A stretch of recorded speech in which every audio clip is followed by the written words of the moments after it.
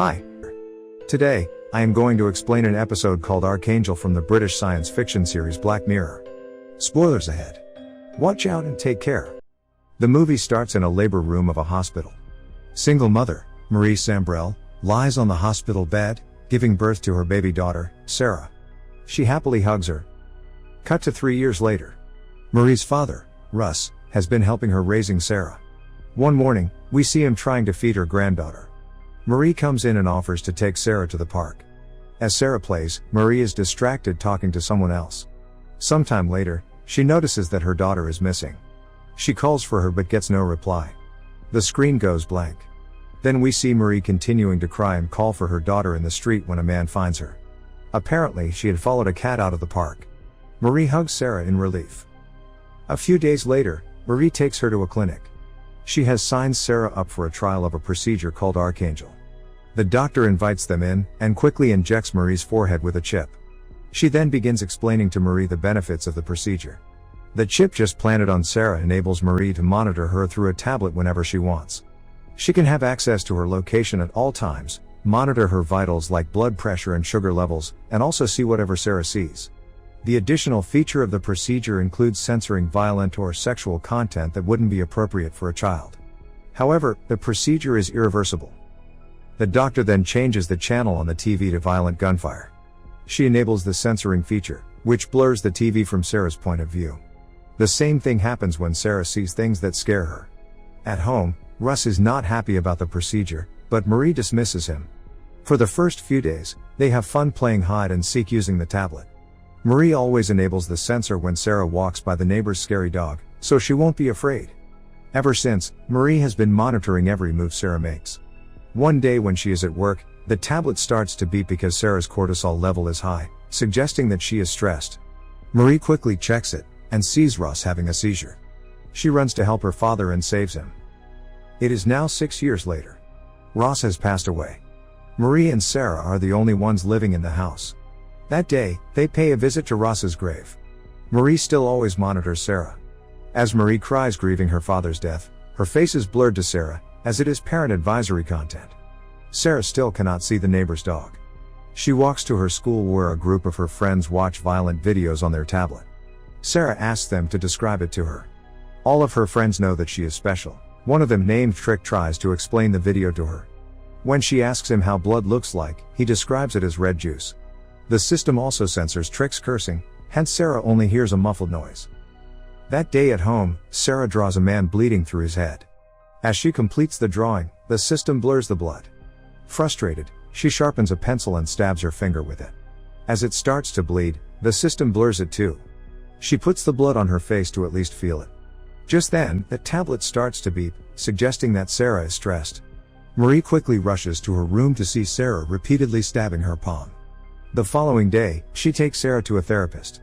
He shows her a picture of two people fighting, but Sarah doesn't recognize what they are doing. Marie assumes that she has autism, but the doctor tells her that it is probably the result of her whole life being censored. He then mentions that the Archangel wasn't launched nationwide because of the same reason. Since the implant cannot be removed, he suggests Marie get rid of the parental unit. Marie feels guilty for being the reason her daughter is different.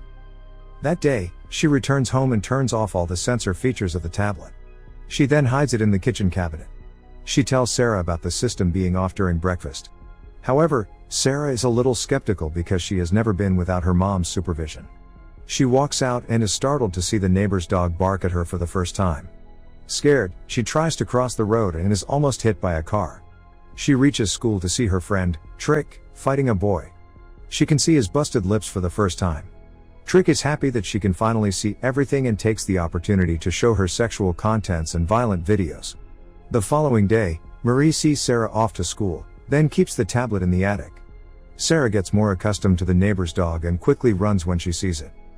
A lot of time passes. Sarah is now 15 and is fully accustomed to life without Marie's supervision. She even makes friends with the neighbor's dog. That day, she is with her friend, Meryl, at school when they encounter Trick. He is all grown up now. Trick and Sarah seem to like each other. He invites the girls to a bonfire beside the lake. They accept the invitation and decide to lie to their parents about going to a girls' movie night. When Sarah reaches home, she tells Marie the same. She doesn't question Sarah further. In fact, Marie too is going out with her boyfriend at night. The group of friends is now by the lake.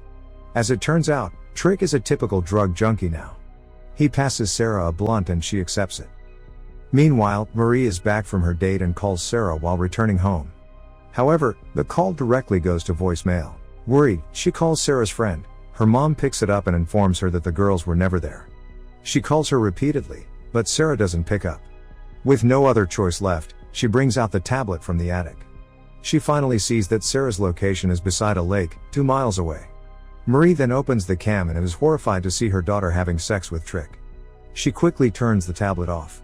Back at the lake, Sarah and Trick chat while making out. A knock on the door startles them. It is Meryl telling Sarah that her mom has found out about them sneaking out. The girls then rush home in Trick's van. When Sarah is home, she apologizes to Marie for being late. Marie doesn't confront her either. The following day, Sarah leaves for school. Marie brings the tablet to work with her that day. Sarah and Trick are together after school when she asks him about the drugs he sells. Trick tells Sarah that those are not for her, but she insists on looking at one. Then, we see him trying to teach Sarah how people usually take drugs, but Sarah insists on trying some. Trick reluctantly agrees. Back home, that tablet starts to ring, suggesting that Sarah is stressed. Marie opens it again to see that it is a narcotic alert. She is then horrified to see Sarah snorting coke. Marie loses her control and throws the tablet. She gets on her computer and uses reverse search to find out Trick's name and address. The following day, she goes to Trick's job and threatens him to stay away from Sarah. She also shows him the footage of them having sex. Trick is terrified. That night, he gets several calls from Sarah, but doesn't pick them. Sarah is distressed.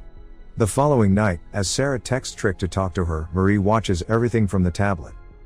The next day, she goes to confront Trick. Because of fear of her mother, he tells her that he doesn't want her anymore. Marie again watches everything unfold from the tablet.